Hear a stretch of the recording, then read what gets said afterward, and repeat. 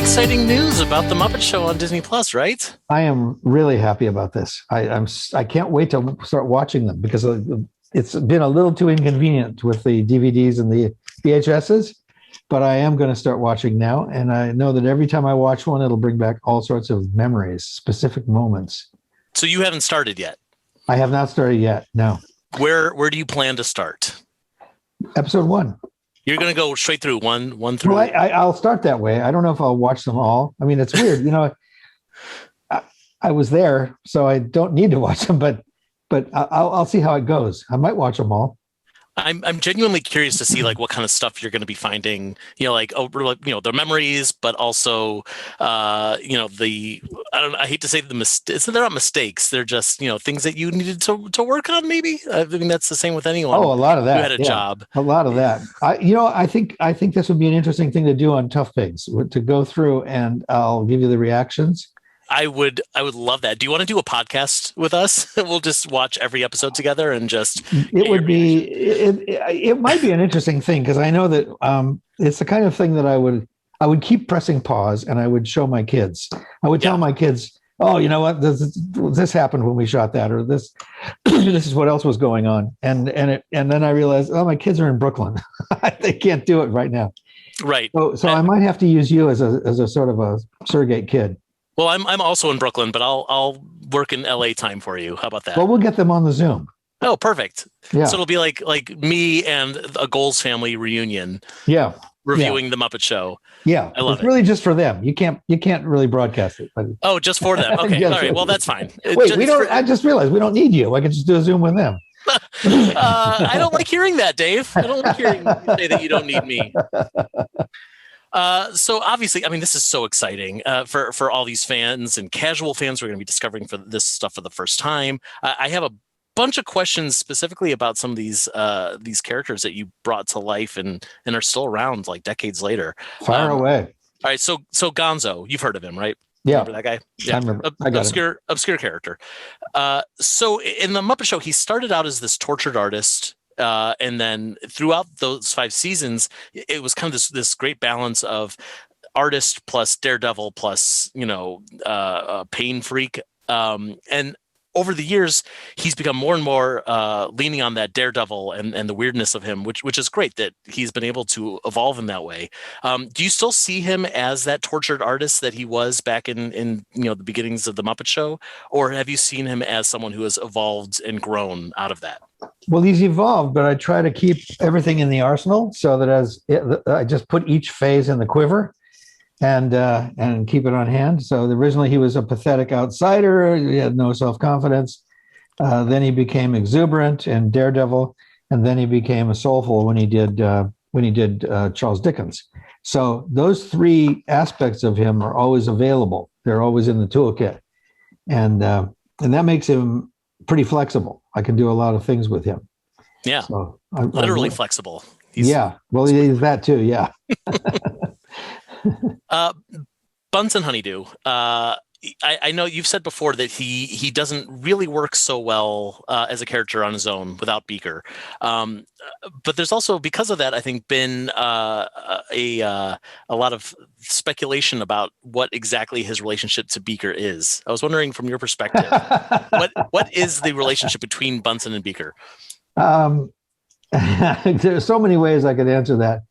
Richard Hunt and I used to debate. I used to say, Richard said, "Well, Beaker's sorry for Bunsen. He's there to try to help this poor misguided scientist." And I would say, "No, Beaker is. It's just a job. It's just a paycheck for him." And so that was our little game that we played. But originally my inspiration for Bunsen, or what guided me with Bunsen, was just that he was like a lot of people that I knew in Silicon Valley, not a lot, but some, who were so focused on the minuscule that they totally missed the big picture. And so that was what that fit right with the original intent of the Bunsen pieces.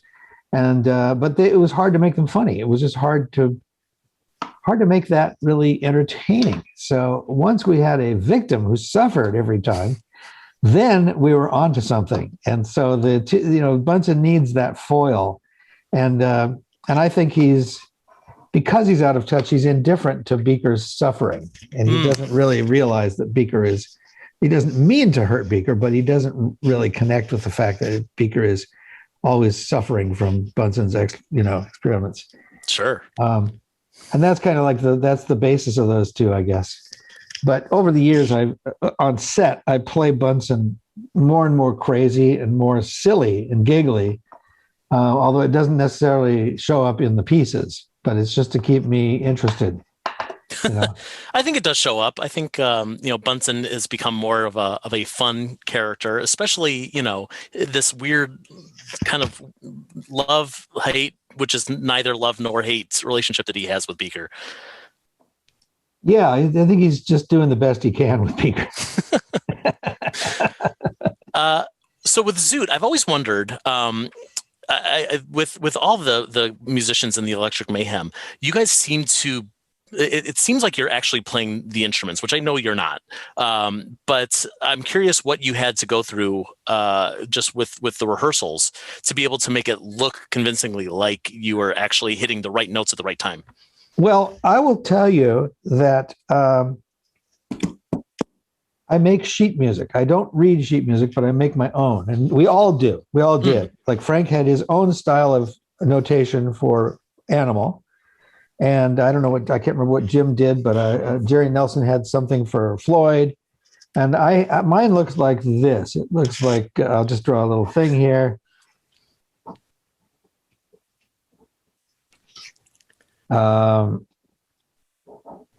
There. So this might be a bar of Zoot playing. You might go, and so whatever the sax is on the recording, I make that note for. And that's how I learn it. And sometimes I haven't learned it by the time we have to shoot. Sometimes there's not enough time. And so I tack it up so that I can see it and try to follow. But we used to ride in the very beginning of the Muppet Show. We rode in a minivan to work for the first 2 weeks. We didn't have cars or anything, and so this little bus would pick us up. It was very uncomfortable, and we'd all be in there on our way to shoot something with the Teeth Band, and we'd just be practicing. And we'd have our eyes closed. We'd have our cassette recorder up to our ear, and these were the big ones. Yeah, that was the small one, like this. But we would literally be driving along in this bus, and people would pull up near us on the motorway, and they would see everybody in this car going like this. And it must have been, they must have really wondered about us. That's great. There we go. Yeah. I love that. So I know that you didn't perform Waldorf on the classic Muppet Show. Obviously, Jim Henson performed that character. I don't know if you've realized, I did the math. Jim performed Waldorf for about 15 years. You've played him for about double that now. Yeah. I'm going to have to accept it pretty soon. Because I really resist ad-libbing with Waldorf. I just don't play around in the studio with him because for a long time, I just thought, well, I'm just filling in for Jim. I'm just waiting for Jim to come back. And then there was that moment where I realized, oh my God, I've done him longer than Jim did. And I still can't accept it. I still don't ad lib, Yeah. They're highly structured. The way they're used in the programs is highly structured anyway, so it has to be written. But, I don't play around with the crew. I just never fully accept that I'm doing Jim's job. Sure. Yeah. I imagine I can't even fathom what it's like to fill those shoes. And at what point do you make that decision for yourself that it's yours now? And Jim would say, come on, have fun with it. Just go, and I don't know why, but I just can't accept it. I have so many more questions for you and we're running out of time. But I have a very obscure character I want to ask you about. I don't know if you'll remember this one. In the Pearl Bailey episode, you played an avocado who popped up between Statler and Waldorf. It was this little avocado with sunglasses. And it's just that Statler and Waldorf were saying, like, what'd you think of that? Well, I don't know. Let's ask the avocado. And you pop up and you say, "Ooh, I loved it. Was there a joke behind that, or was it just a non sequitur? I'm sure it was a non sequitur because we did a lot of absurdity on the show. And I can't remember doing that. So that's one where I'll watch the show. I'll watch that episode and I will think, I can recognize my voice, and that's my manipulation style, but I do not remember doing it. And Wow. when Frank and Jim first told me that, when I first met them, I said, "Oh, I love that thing you did on Sesame Street." I would describe it, and they wouldn't remember it. And I thought, how can you be on television and not remember it? How can you do that? Well, now I realize it's just so much. I've done so many things that I can't remember it all. Sure. That show alone, 120 episodes. That's a lot. That's a lot to do. It's a lot of stuff. Final question. So there are 2 movies that are on Disney Plus right now that you perform in that are not Muppet films. One of which is The Parent Trap, the classic Parent Trap, which you've spoken about before. That you play an extra in one scene. The other one is Inside Out, where you play I play Frank, police officer. You play Frank. Frank plays guard. Dave. Security guard. Frank Oz plays Dave. And I think it's the funniest scene in the whole movie that you guys are talking about. You've switched hats or something like that. Yeah. I'm just curious. Like, has there 2 hours of audio footage of you guys just riffing out there somewhere? There's 1 hour. Yeah, I would pay so much money to hear that. I know, I would too. We went in and they had a script for it. It was like 3 pages of script. And we did that a few times. And then they said, okay, just fool around. And so we just started up and we started ad-libbing and making up things and trying stuff. And I know the engineer came to me afterward and said, I've been at Pixar for 14 years and that was the most fun I've ever had. I don't really actually remember what happened except within the movie, but I don't know what happened. But Frank and I love to play. We love to insult each other. We just have so much fun. I can't even imagine. I would have loved to have been a fly on that wall. Oh, you wouldn't. And the email threads that we have and the text threads, they are just so full of insult and oh God, it's just silly. It's just silly. Not many people can get away with insulting Frank Oz. So well, kudos to you. He loves to do that. He likes to do dismissive insults, and I do too. But I can only do it with him. Right. And I there's nobody else in the world. Like one time I tried to do it when we did Fraggle Rock. We were in Toronto and Frank wasn't there. And so I tried to insult Jerry Jewell once and he got insulted. He said, why did you say that to me? So it's an insult. It was just what I do with Frank. No? He said, no. So I couldn't do it. Oh, poor Jerry. Yeah. I can only do it with Frank. Wow. Well, anytime you want to insult me, call me up. Okay. I'll take it. I'll take it on the chin. You have to give it back. All right. Deal. No, I just had a very funny 3-way email thread just like yesterday or the day before with Frank and another guy that we're working with. And he would say things like, oh, you don't want to bring that up because Dave has no guardrails.